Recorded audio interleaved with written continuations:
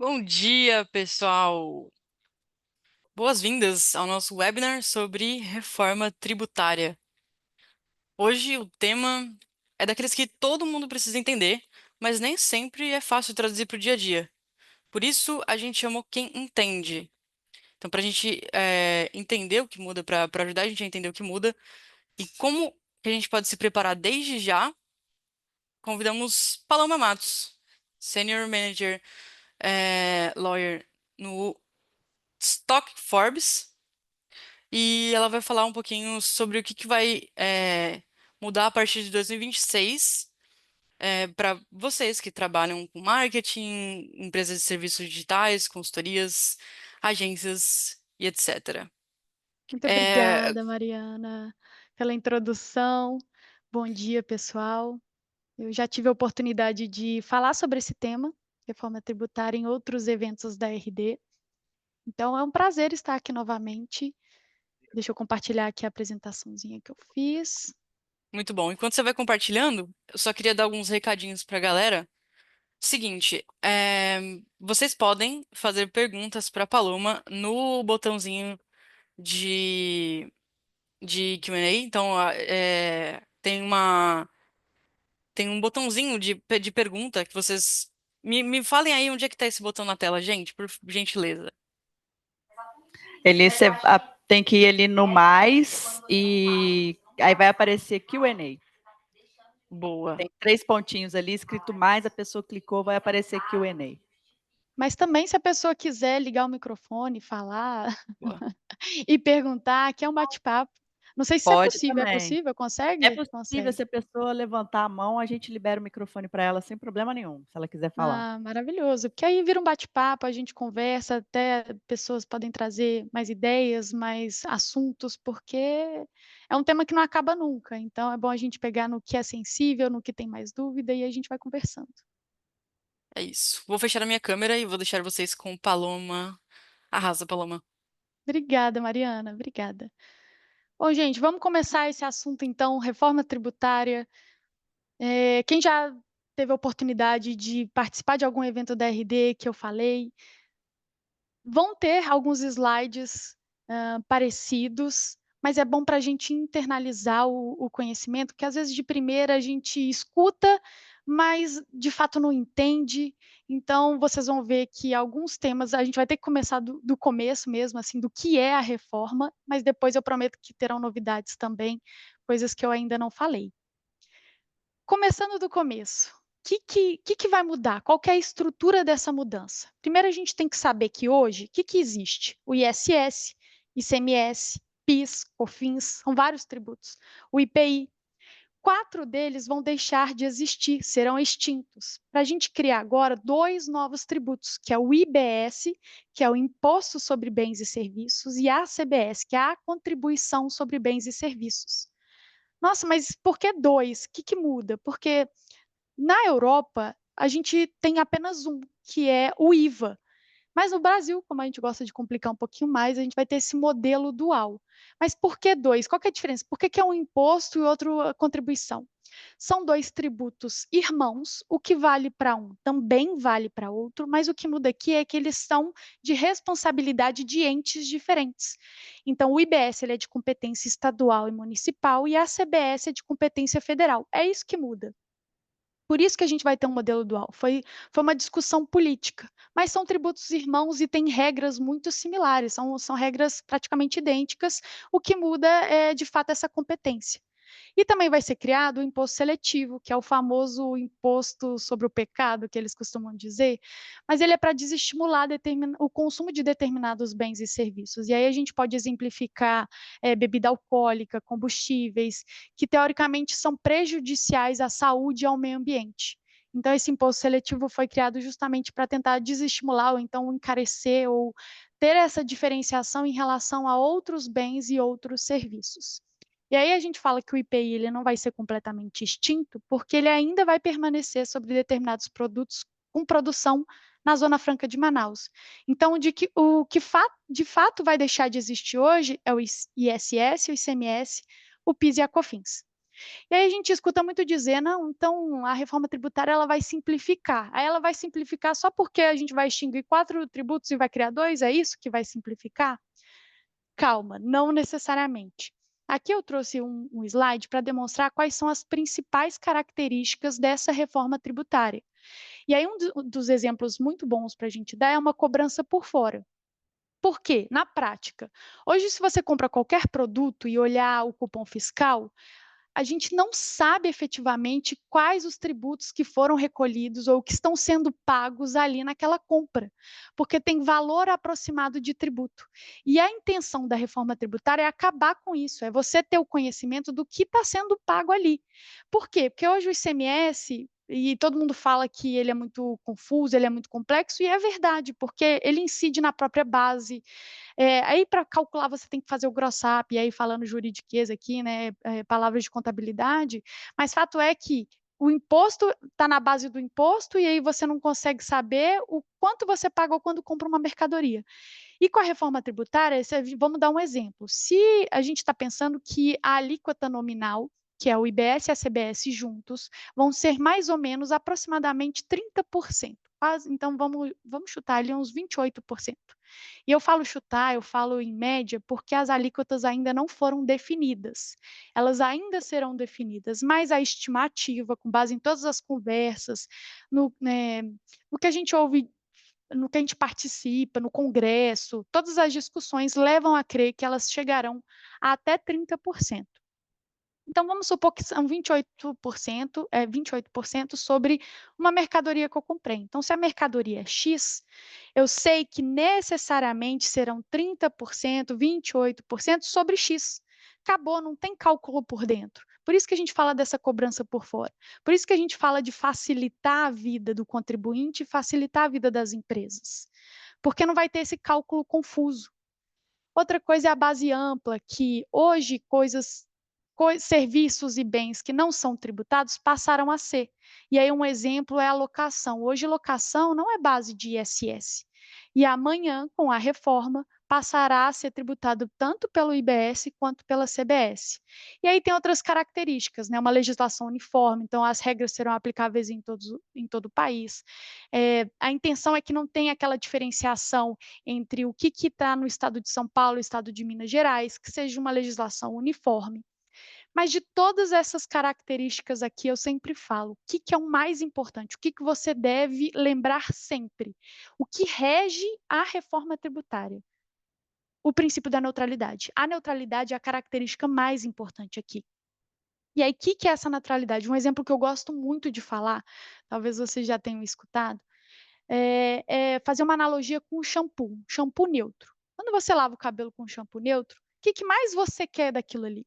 Não é deixar seu cabelo cheiroso, não é deixar seu cabelo com brilho, é limpar, é eliminar resíduos. É essa a função de um shampoo neutro.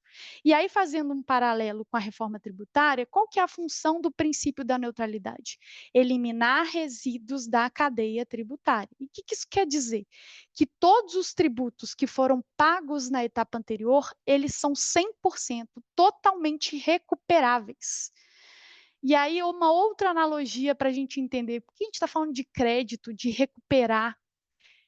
Eu gosto de dar essa analogia, mas ela não é muito, assim, não vamos levar ao pé da letra, tá? Mas se a gente imaginar crédito, a gente está falando, por exemplo, de milhas. Então, se você vai comprar uma passagem aérea e aí você consegue recuperar milhas, a princípio você pagou um valor cheio por aquela passagem. Mas você acumula pontos, você acumula milhas que na sua próxima compra você vai poder abater. Então, quando a gente está falando dessa possibilidade de creditamento, a gente está falando que na etapa anterior houve o pagamento de tributos e na próxima etapa, quando existir uma nova compra ou existir uma nova prestação de serviço, esse valor que foi pago anteriormente vai poder ser abatido no valor que deve ser pago agora. É exatamente isso. Então, esse é um dos principais princípios, características da reforma tributária, a neutralidade. O único responsável por arcar economicamente com esses tributos, que tem o ônus de pagar, é quem está no final da cadeia, na ponta da cadeia, que é o consumidor final. Então, quando a gente se pergunta também, o que vale a pena para mim? Eu sou prestador de serviço, eu estou no Simples Nacional, o que vai valer a pena lá na frente? Não vou adiantar a apresentação, mas o que você precisa já plantar uma sementinha na sua cabeça é que depende de onde você está posicionado nessa cadeia. Se você está na ponta, você está no meio, você vende ou você presta serviços para outras pessoas jurídicas, em que local dessa cadeia toda de fornecedores, de adquirentes, de intermediários, em que momento você está? Porque a depender de onde você está posicionado, vai valer mais a pena ou não estar no regime regular do IBS e da CBS ou continuar no Simples Nacional, em virtude dessa neutralidade. Então, por isso que eu gosto de reforçar e por isso ela é tão importante e merece a nossa atenção aqui. E pegando o gancho, quando a gente fala de neutralidade, quer dizer que eu posso recuperar crédito sobre tudo, essas milhas, esses pontos, eu vou poder usar para tudo? Hoje tem coisas que são muito discutidas. E aí eu vou dar um exemplo: PIS/COFINS. Se você está no regime não cumulativo, né? Porque existe o regime cumulativo, que você não pode aproveitar o crédito da cadeia, e tem o regime não cumulativo que você pode aproveitar. E as alíquotas também são diferentes. Então, um é 9,25, o outro 3,65. Mas se você está no regime não cumulativo e você pode aproveitar créditos, hoje existe uma discussão enorme, é um dos principais assuntos debatidos da Receita Federal esse serviço, eu posso aproveitar crédito dele? Essa compra, eu posso aproveitar crédito? E aí vamos pegar um exemplo, se uma empresa contrata um serviço de marketing, um serviço de propaganda de uma pessoa jurídica que presta esses serviços.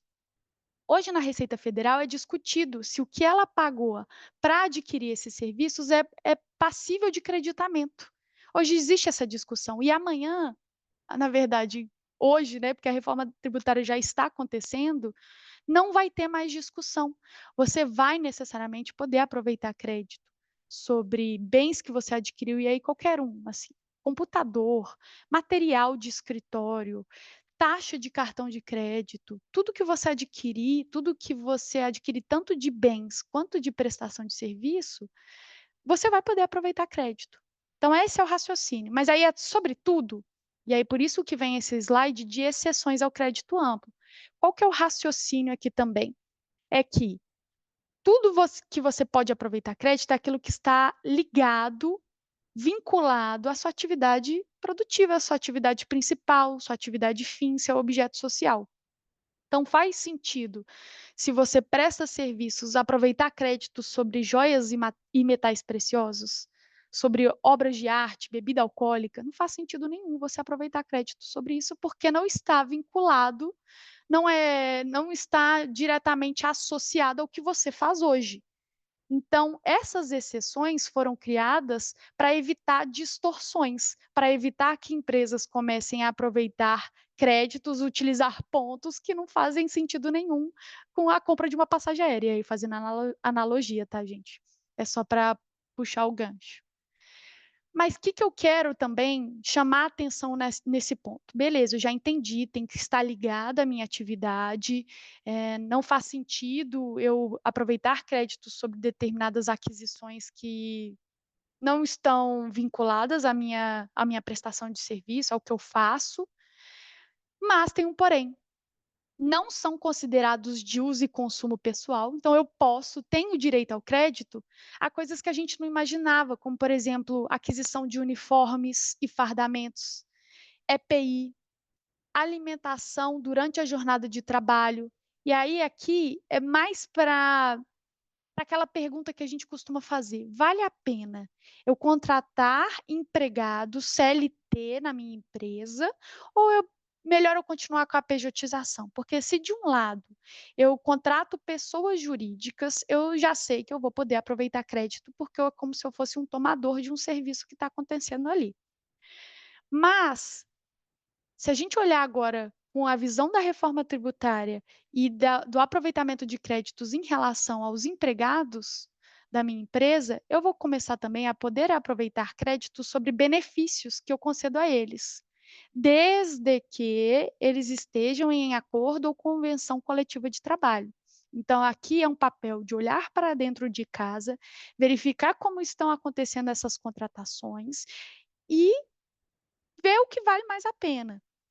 Como que estão esses acordos ou convenções coletivas? E aí por isso que muitas vezes a gente fala que a reforma tributária ela é um trabalho não só da contabilidade, não só com o seu advogado, é você olhar também com a parte de RH, com outros, isso vai mexer na empresa como um todo. Colocar ali, quais são minhas despesas, o que que eu pago hoje? Quais são minhas receitas, o que vai sair? Só batendo esses números é que você vai conseguir decidir o que que vale mais a pena para você. Mas sabendo, hoje você já sabe o que que dá direito ao crédito. E aí, como por exemplo, EPI, uniforme, serviços de plano de assistência à saúde, vale transporte, vale refeição, com determinadas condições, como estar devidamente incluído no acordo ou convenção coletiva. E aqui é mais para demonstrar os impactos da reforma e de forma bem ilustrativa mesmo, de que não é só um trabalho de uma área só. Uma coisa muito interessante que eu não acho que todo mundo tem uma noção disso, é que no texto da reforma, lá na Lei Complementar 214 de 2025, e aí tentando infelizmente, às vezes a gente fala um pouco no juridiquês, então se eu começar a falar muito de lei aqui, vocês podem me cortar. Mas o que ele fala? Que você só pode aproveitar o crédito no momento em que, se ele for pago na etapa anterior. Isso quer dizer que, se esse tributo não foi pago na etapa anterior, você não vai poder aproveitar o crédito depois. E aí você tem que, então, ter atenção e ver se de quem você está adquirindo, se ele é adimplente com os tributos perante a União, perante os estados, perante os municípios, se ele é uma pessoa jurídica adimplente. Olha que loucura. E aí hoje os contribuintes estão lutando para que essa possibilidade de aproveitamento de crédito não dependa do recolhimento na etapa anterior, não dependa da pessoa de quem eu comprei, dele ter que pagar os tributos para poder recuperar isso lá na frente. E aí os contribuintes estão lutando para que isso ocorra como é feito hoje. Então, o valor destacado numa nota fiscal de mercadoria, o valor destacado numa nota fiscal de serviço, e não quando ele efetivamente paga. E aí a gente olha, então, o contrato com os nossos fornecedores, os contratos com os nossos clientes. Vocês já pararam para pensar, como que está estruturado hoje, principalmente a parte de tributos, de repasse? Hoje, no preço, como que é calculado o preço do serviço que você presta? Os tributos são levados em consideração? E aí, pensando nesse novo cenário, como que vai ficar agora essas cláusulas? Como que você pode se proteger? Tudo isso tem que ser pensado, qual que é o planejamento financeiro? A gente vai ter também uma parte de transição, que começa em 2026, 27, 28, vai até 2032. E aí, se eu sou do Simples Nacional e opto pelo regime regular do IBS da CBS, porque eu vi que para mim vale mais a pena, porque para mim, principalmente nessa parte de aproveitamento de créditos, se eu coloco no papel, vai valer a pena. E os meus sistemas? Aí eu vou ter que começar a lidar tanto com os tributos que existem hoje e os tributos que existem lá na frente. Então, aqui é um momento mesmo de provocação. Antes de dar qualquer resposta, é um momento de provocação dos impactos. Porque a gente ouve muito dizer: nossa, os prestadores de serviço vão ficar muito prejudicados, serão os mais prejudicados nessa reforma, e não necessariamente. A gente não pode ter uma visão tão simplista da reforma de um sistema inteiro. Não necessariamente. E aí, aqui eu trouxe um exemplo que eu também gosto muito de utilizar, para a gente ter uma noção. Por mais que pareça que nesses cenários isso seja mais voltado para a venda de mercadorias, não. Isso acontece também com prestadores de serviço. O estabelecimento A, e o B e o C, principalmente o A e o B, eles podem ser prestadores de serviço, e o C pode ser o adquirente desses serviços, o B pode ser o adquirente do A. Então, não pense nesses cenários apenas como compra e venda de mercadoria. Outra coisa que é uma continuidade de toda a linha de raciocínio que eu estou desenvolvendo até aqui, é a gente parar para pensar do Simples Nacional, que hoje ele recolhe uma guia única, documento único de arrecadação, com base em faixas de receita bruta, não tem muito mistério, você verifica lá qual que é a alíquota aplicável, recolhe, ponto. E aí agora com essa possibilidade de adotar o regime regulado do IBS e da CBS, por que adotar esse regime? Por que continuar? E aqui eu vou tentar ser o mais didática possível. Simples Nacional, aqui no escritório, a gente costuma brincar que ele é como se fosse uma curva do rio.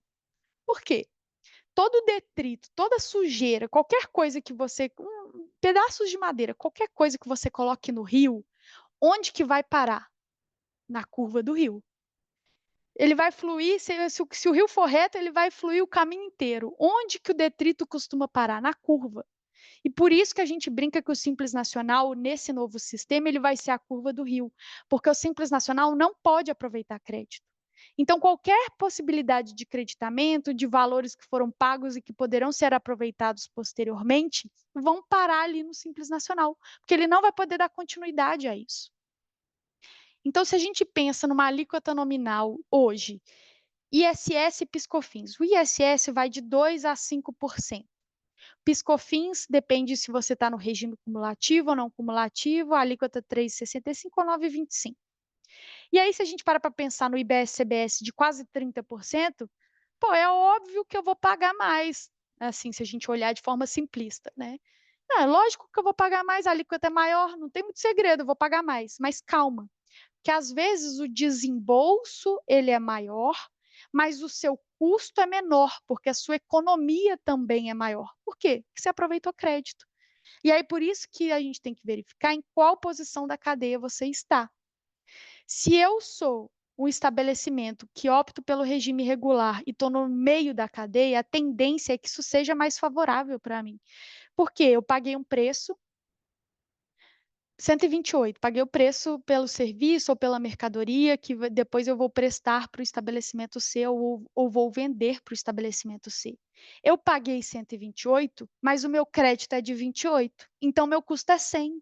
Meu custo não é 128, se, como por exemplo no cenário do Simples Nacional. Ele pagou 128 e o custo continua 128 porque ele não tem crédito para aproveitar.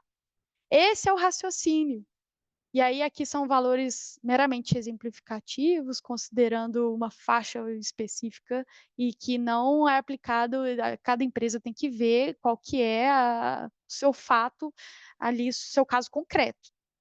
Mas o que eu estou tentando demonstrar é que, por isso que a gente está falando de creditamento e a importância da posição na cadeia. Outra coisa que a gente escuta muito dizer, para a Simples Nacional, talvez eles percam a competitividade. Isso é verdade? E aí, na última palestra, teve essa discussão, né? É verdade ou isso é mentira? Gente, isso pode ser verdade. Por quê? Quem adquire de um Simples Nacional pode tomar crédito. Mesmo que o Simples Nacional não possa, o adquirente do Simples Nacional pode.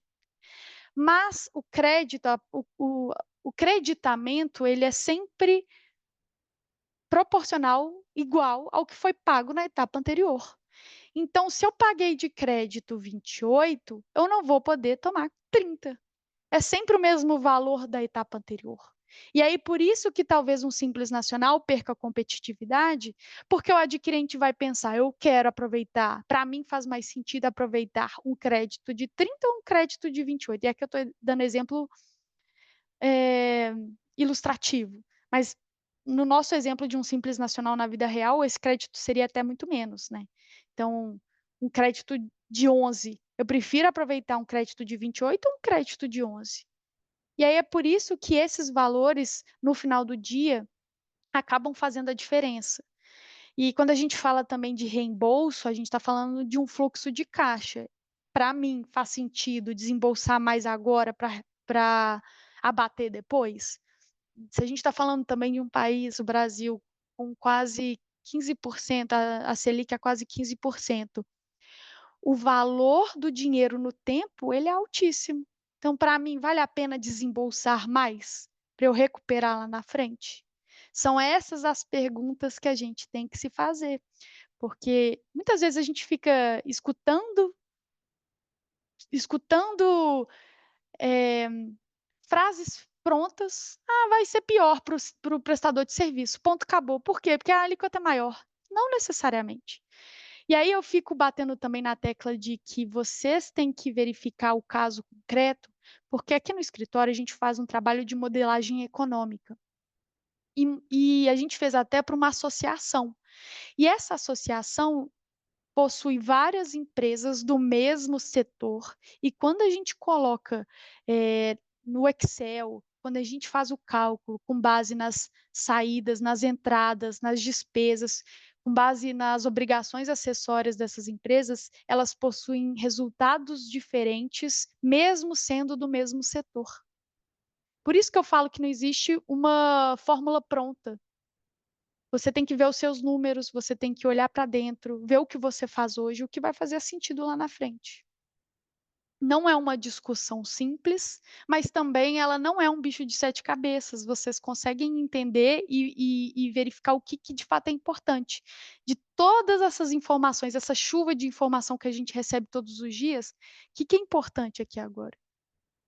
Eu trouxe também para exemplificar, aqui são as regras de transição, mas antes de falar dessas regras de transição, eu quero mostrar o trabalho que a gente tem feito aqui. Eu não sei se mudou minha tela, ainda está no PowerPoint ou já dá para ver o Power BI? Se não puder, vocês me comentem aqui, deixa eu ver. Se eu parar a apresentação e mostrar o Power BI, deixa eu ver aqui.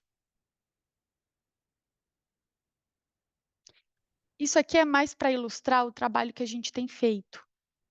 E aí, com base em alíquotas que nós acreditamos que serão aplicadas, mas de toda forma, ele é modificado. Então, esse aqui é como se fossem os ponteiros de um relógio. Eles demonstram, eles ilustram a situação, mas a empresa também recebe um Excel com todos os cálculos, com todas as informações e os valores que nós levamos em consideração. E aí, claro, a gente recebe os balancetes, recebe todas as informações, e aí isso é com base também na localização. Ah, e se a empresa não estiver mais em Belo Horizonte, eu passar a atuar em Fortaleza, eu passar a atuar em São Paulo, isso vai fazer diferença para o meu negócio? E aí aqui tem receitas operacionais, como que fica o cenário, as devoluções, os tributos, e aqui é só ilustrativo, claro que a gente tirou o nome e números de qualquer empresa de verdade, é só para ilustrar. Ah, eu tenho benefícios fiscais. Eu quero olhar na perspectiva dos meus custos e despesas, como que fica meu resultado financeiro, meu lucro do período. E aí, até para quem é do Simples Nacional, a partir de qual faixa que eu entrar, não vai mais fazer sentido manter esse regime de tributação. Vocês precisam pensar a longo prazo, porque a gente está falando ali de um período de transição. Quem é Simples Nacional não vai passar por esse regime de transição em 2026, mas depois, frente a uma escolha que vocês vão ter que fazer, isso não pode ficar só no plano das ideias. Ah, eu não sei o que fazer, eu não sei na prática. Aqui, com números, você consegue verificar até que ponto vale a pena ou não fazer do jeito que você está fazendo hoje. Muitos planejamentos tributários que são feitos com base no ICMS de hoje, no PIS e da COFINS de hoje, lá na frente pode não fazer sentido. Ah, eu segreguei em 2 empresas para não fazer parte de um regime de tributação X, amanhã talvez não faça sentido mais fazer esse tipo de segregação. E aí a gente coloca aqui um cenário com repasse, sem repasse, aí é falando no eu consigo aproveitar os créditos, eu consigo ter esse repasse, eu estou no meio da cadeia ou não, eu sou um Simples Nacional sem repasse. Eu não vou poder aproveitar crédito. Como que vai funcionar essa transição? E aí a gente coloca para todos os anos. Então, 2026, 2027, 2028, você vai conseguir olhar os números para cada período. Avaliação por produto ou por tipo de serviço, porque às vezes a gente tem um preço diferente para cada um deles. A gente tem uma tributação também que pode alterar, alguns estão em regime específico. Eu estou falando muito, mas é muita informação, então pouco tempo. Então, isso aqui é mais para ilustrar, para dizer para vocês o que é importante saber. O que é importante colocar na minha mesa e segregar? O que eu vou poder aproveitar de crédito, considerando agora esse princípio da neutralidade, que eu vou poder aproveitar crédito sobre a totalidade. E aí agora eu já sei que não é sobre tudo. Bens de uso e consumo, bens que não estão relacionados à minha atividade, eu não posso aproveitar crédito. Mas se eu tiver empregados e se eu tiver eles no regime de CLT, isso vai ser melhor para mim? Ah, não, eu prefiro ainda contratar por meio de PJ. Eu presto serviço para outras pessoas jurídicas? Essas perguntas têm que ser feitas e têm que ser analisadas no papel, na ponta do lápis. E não só ficar escutando que para prestador de serviço isso vai ser prejudicial e não vai, isso simplesmente a tributação vai aumentar. Continua no Simples Nacional, continua quietinho sem fazer nada. Às vezes você vai sair no prejuízo, às vezes não vai valer a pena para você. Então, eu acho que, em resumo, são essas as principais informações que eu queria trazer, essas provocações, esse conhecimento. E se alguém tiver alguma dúvida, alguma pergunta e queira participar, é isso. Eu acho que a gravação também vai ficar pronta para vocês se. Porque é tanta informação para assimilar, para internalizar, que num primeiro momento você fica pensando e depois as dúvidas surgem. E eu vou deixar até meu contato aqui, se vocês quiserem conversar melhor depois. Falar, Paloma, no meio da apresentação eu não consegui falar nada, mas olha o meu negócio, olha aqui minha parte prática, o que que você acha disso? Eu vou deixar meu contato aqui. E caso vocês queiram procurar, bater um papo melhor sobre a sua situação, estamos sempre disponíveis.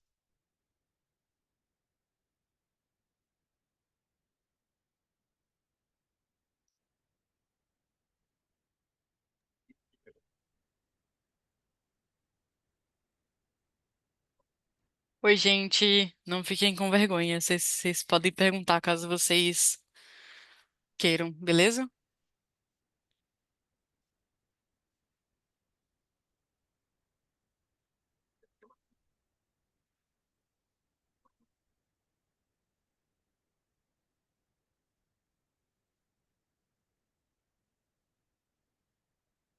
Temos temos perguntas. Deixa eu abrir aqui.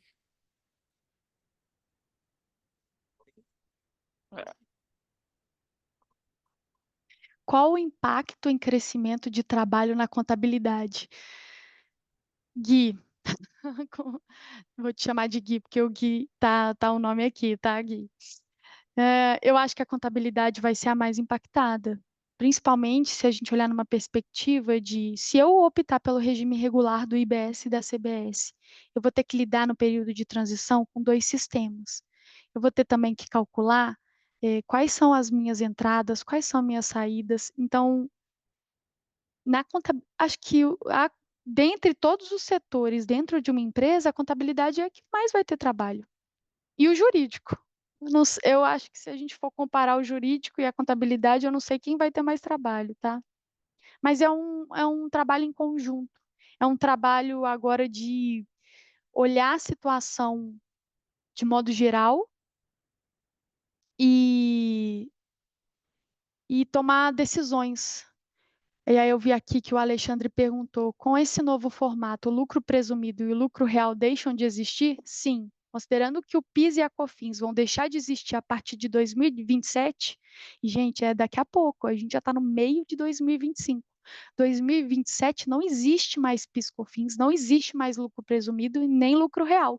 Não existe mais essa diferenciação de alíquotas. O que vai existir é o regime regular do IBS e da CBS, com a possibilidade de aproveitar créditos ou o Simples Nacional. E aí, por isso que eu falo, o que vai valer mais a pena? Não vai ter mais lucro presumido e nem lucro real. Deixa eu ver a outra pergunta. Hoje pagamos, em média, 16% no Simples. Com a reforma, a adoção ao novo sistema, passaremos a pagar 28% a 30%?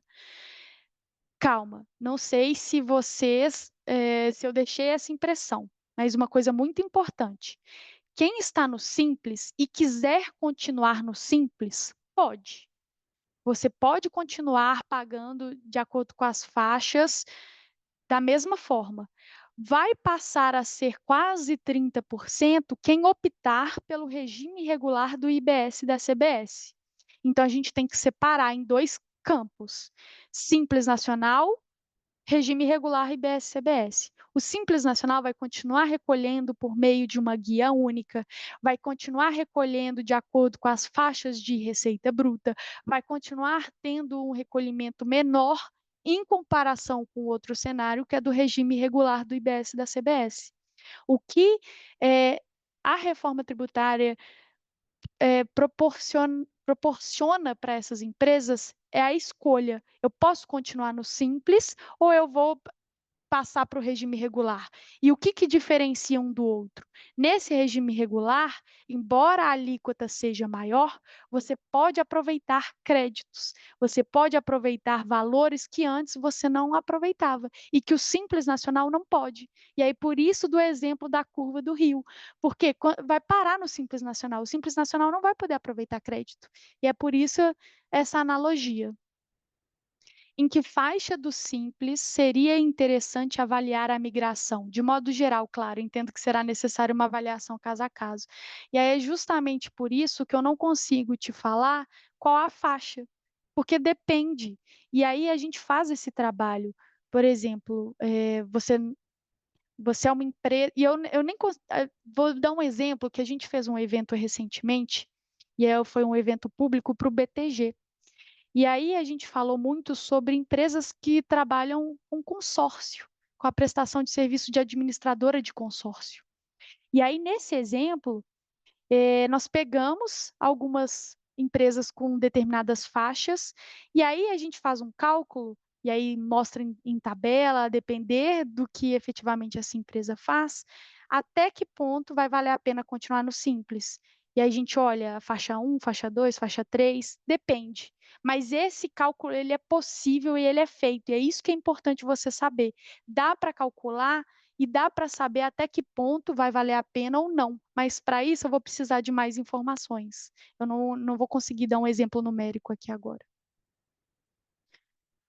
Sobre esse ponto do simples. Hoje o simples é um amontoado de todos os impostos. Esses impostos vão ser extintos como o simples tende a ser calculado. Vai ser o IBS, IBS dentro do simples? Exatamente. Então, qual que é o raciocínio aqui? Os tributos que existem hoje não existirão mais. Então, se hoje dentro da faixa você paga ISS, PIS, COFINS, tem também contribuição previdenciária, os que serão extintos, que é PIS, COFINS e ISS, sairão dessas faixas. E no local haverá o IBS e a CBS. Mas aí sempre considerando uma alíquota menor. Isso dentro do simples também, por faixa.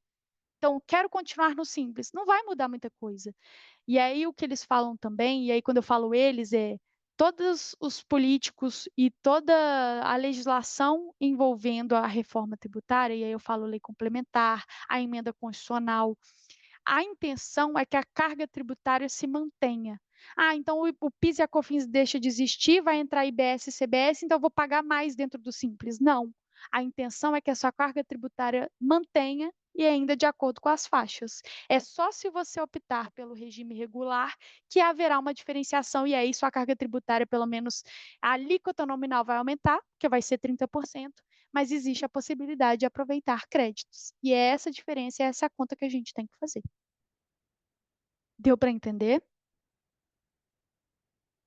Às vezes eu sou um pouco repetitiva, mas é porque, de fato, a gente escuta dizer o tempo inteiro sobre esse assunto, eu vivencio ele, então, às vezes, para mim, é muito mais natural pensar em débito, crédito, é, no regime regular, dessa diferenciação do Simples Nacional, de quem está escutando pela primeira vez. Então, podem perguntar mesmo, porque nenhuma pergunta é óbvia, nada é óbvio nesse novo sistema. A gente está alterando o regime tributário como um todo.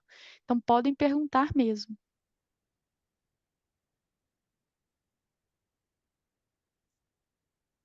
Deixa eu ver se tem alguma pergunta que eu não respondi. Haverão mudanças nas alíquotas das faixas do Simples? A intenção é que, por mais que algumas alíquotas possam mudar, porque agora vai ser IBS, CBS, e antes eram três tributos, ISS, PIS e COFINS, a carga tributária vai, é o que dizem, a carga tributária será mantida. Às vezes é muito confortável a gente falar, eu vou continuar no Simples Nacional, vou continuar do jeito que está funcionando, vou manter minha tributação aqui e não vou olhar para o resto. Mas, a depender da sua receita bruta e a depender do período de transição que nós estamos falando, você vai começar a ter prejuízo, isso vai começar a não valer a pena.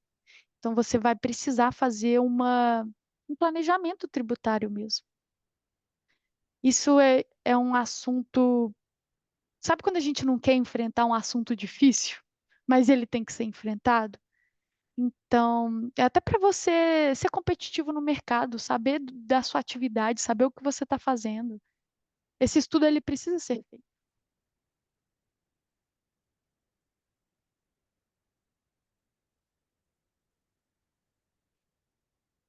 Acho que a gente já respondeu todas as perguntas, mas deixa eu ver. Como receberemos esses créditos? Usaremos para bater o pagamento dos impostos seguintes? Quanto tempo depois será acreditado? Isso vai gerar um impacto no fluxo de caixa que precisará ser controlado. Alexandre, perfeito, é perfeito. Ah, a gente apagou, mas deixa eu ver aqui, deixa eu responder ponto por ponto. Como a gente vai receber esse crédito? É justamente o que foi pago na etapa anterior, eu conseguirei aproveitar na etapa seguinte. Então, se eu adquiri fui tomador de um serviço e vou prestar um serviço para outra pessoa jurídica, então eu estou no meio da cadeia, é assim que esses aproveitamentos de créditos acontecerão, um abatimento do que foi pago e do que eu tenho que pagar. E qual que é o tempo? A ideia, e aí se a gente voltar até na Rosa dos Ventos, das principais características desse novo sistema, um deles é o crédito imediato. E aí eu não sei se vocês já ouviram falar do split payment, ele ainda está em desenvolvimento. O split payment é uma utopia ainda, mas qual que é a intenção do governo? Olha isso, gente, que interessante e que loucura ao mesmo tempo. Sempre quando houver uma liquidação financeira, e então a gente está falando de pagamentos via eletrônico, ou então um Pix, um pagamento por meio de cartão de crédito, um pagamento por débito, enfim, quando houver uma transação eletrônica em que recursos irão do ponto A até o ponto B, a ideia do governo é que esses tributos aconteçam, o pagamento aconteça de forma automática. Então, se eu paguei R$ 50 uma mercadoria, ele automaticamente calcularia o IBS, a CBS e já faria a retenção desse valor para a próxima compra isso já ser descontado. Uma loucura. Isso existe hoje na prática? Ainda não. Como que eles vão fazer? Está tendo muita discussão no governo. Eu sei que eles, essa semana, chegaram na conclusão de que esse split payment só acontecerá com operações B2B. Então, só quando eu adquiro e aí eu vendo ou presto para uma outra pessoa jurídica é que esse split payment vai acontecer. Mas respondendo de forma objetiva a sua pergunta, Alexandre, quanto tempo a intenção é que esse creditamento ocorra de forma automática ou da forma mais rápida possível? É você não precisar esperar que isso não seja algo demorado. Como às vezes acontece hoje com ressarcimento de ICMS, é você saber o quanto você tem de crédito, saber o quanto deve e isso acontecer de forma automática. Alguns produtos possuem impostos reduzidos. Esses benefícios serão continuados?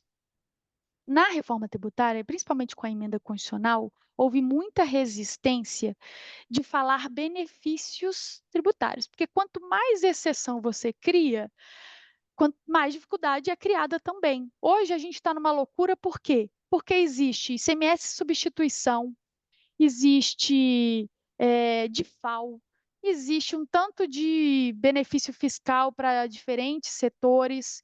E aí, quanto mais exceção você vai criando à regra, mais complexidade também é criada, consequentemente. Então, o objetivo foi não ficar trazendo distorções e, e alterações a depender do tipo de mercadoria.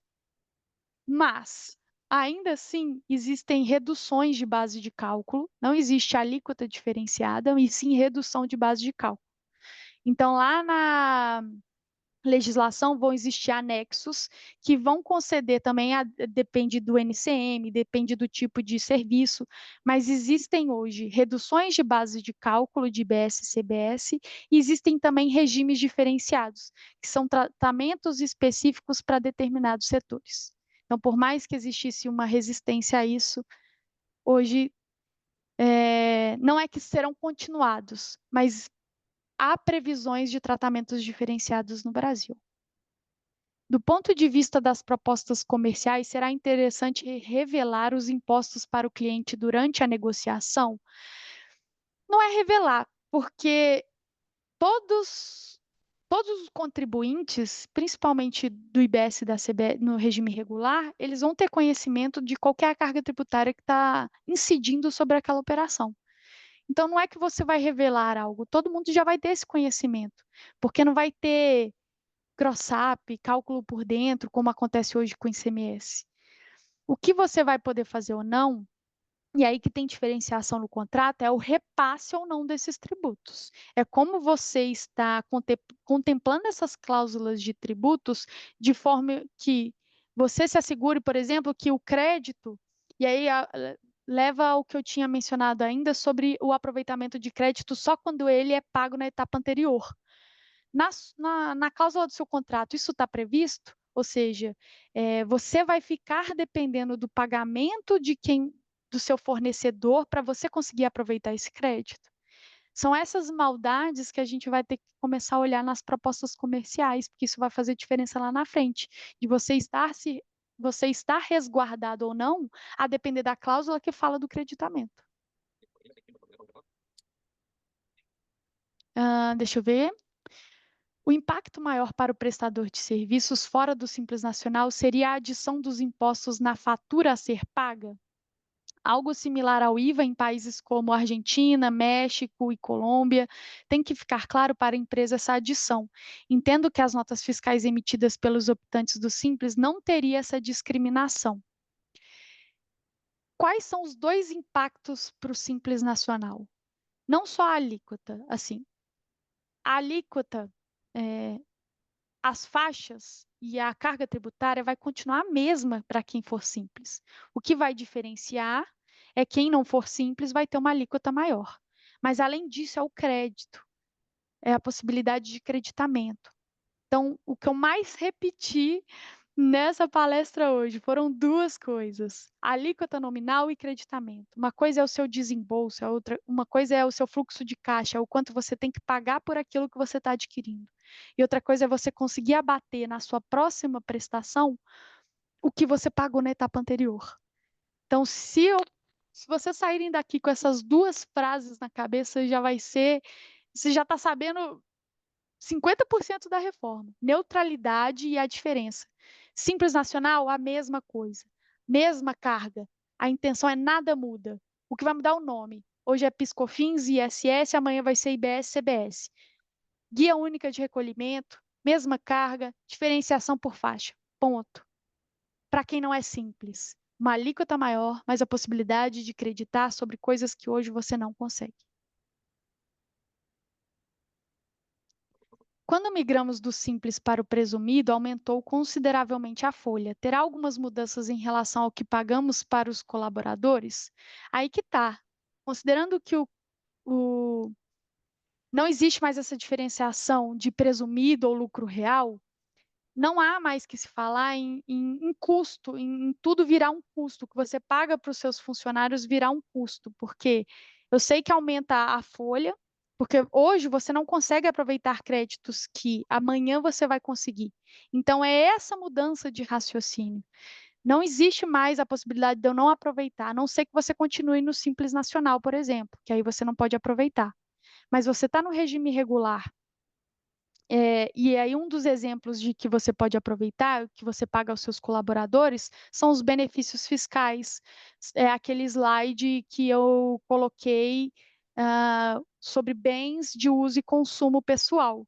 E as exceções a esses bens de uso e consumo, que é o EPI, uniforme, benefícios que eu pago para o meu empregado, alimentação na jornada de trabalho, tudo isso vai mudar em relação ao que é hoje. Sobre o aproveitamento da adimplência da etapa anterior, existirá alguma forma de utilizar essa informação como diferencial competitivo? Com certeza. Essa é a absoluta certeza. E muito bem pensado, viu, Felipe? É, considerando as- o que você já vai ter na ponta do lápis. Então, por exemplo, sou um prestador de serviço. Eu vou colocar lá tudo o que eu gasto hoje. Quais são meus gastos fixos, os meus gastos com o que eu presto a título de serviço, ou que eu vendo a título de mercadoria. Então, eu coloquei lá num papelzinho. Ou então eu olho para dentro de casa na minha contabilidade e nas obrigações acessórias, mas eu falei do papelzinho para ficar mais ilustrativo. Então, coloco lá quais são meus gastos hoje, quais são minhas saídas, quais são meus preços. E aí, a depender, e aí, infelizmente, eu não consigo te dar um exemplo prático, porque vai depender dos seus números, você pode utilizar isso como um diferencial competitivo na sua formação do preço, nas suas propostas comerciais. Isso vai fazer toda a diferença, você sabendo que você vai poder aproveitar. Você fazer uma estimativa, um cálculo do que no final do dia você vai ter que pagar a título de BS CBS. É por isso que a gente está falando de planejamento tributário o tempo inteiro aqui. Créditos referentes a despesas com funcionários. Você falou que dependem de associação de classe. Isso quer dizer que se não for obrigado a dar um plano de saúde, mas nós sermos para os funcionários, não teremos esse crédito, isso quer dizer, não dermos, mas não dermos para os funcionários, não teremos esse crédito, é exatamente isso. Ele tem que estar necessariamente num acordo coletivo, numa convenção coletiva, isso tem que estar disciplinado e de acordo com as regulamentações trabalhistas. Isso quer dizer que eu dou um benefício lá para o meu empregado, mas ele não está regulamentado, ele não está de acordo com as regras do sindicato, ou eu não estou cumprindo a legislação trabalhista que às vezes menciona que para você oferecer alimentação no estabelecimento, ele precisa ser para todos os funcionários. Não, eu só ofereço para alguns de forma indiscriminada. Aí você não vai poder aproveitar esse crédito. Essa regulamentação trabalhista, ela tem que estar em conjunto, analisada em conjunto e fornecida em conjunto com as regras tributárias. É isso que a lei complementar diz hoje. Você precisa respeitar essa regulamentação, senão você não vai poder aproveitar crédito. Senão isso vai ser considerado um bem de uso e consumo pessoal e não algo relacionado à sua atividade fim. E aí eu até imagino diversas autuações nesse sentido, e das empresas falando, não, mas está lá na lei, eu dou para o meu funcionário, isso é um benefício para o meu empregado, ele é CLT, está na convenção coletiva? Não está, então você não vai poder aproveitar. Beleza, a gente vai então se encaminhar para o fim. Ai, gente, É... dava para ficar respondendo pergunta o dia inteiro. Pois é, gente, mas ó, vocês podem entrar em contato com a Paloma, seja pelo LinkedIn, né? Enfim, pelos contatos que ela tem. Mas eu queria agradecer a tua participação, Paloma, foi muito legal. Espero que a galera também tenha gostado. E os nossos webinars, eles não param por aqui, gente. Ó, no dia 10 agora, a Lara vai colocar aqui no chat, mas agora no dia 10 a gente vai ter outro webinar, que é o do Lead a Conversão, o guia da sua, é, o guia definitivo da sua jornada de vendas. Então, nesse webinar, a gente vai trazer aqui tema de jornada de vendas de ponta a ponta, beleza? Vocês não podem perder, que tá muito bacana, tá? É, muito obrigada pela participação de todo mundo. E lembrem de também responder a pesquisa que a gente sempre solta aqui, tá bom? É Vou isso, deixar aqui no gente. chat o meu LinkedIn para Isso. se vocês quiserem entrar em contato. Muito obrigada, pessoal. Obrigada, Paloma. Bom dia para todos. Tchauzinho.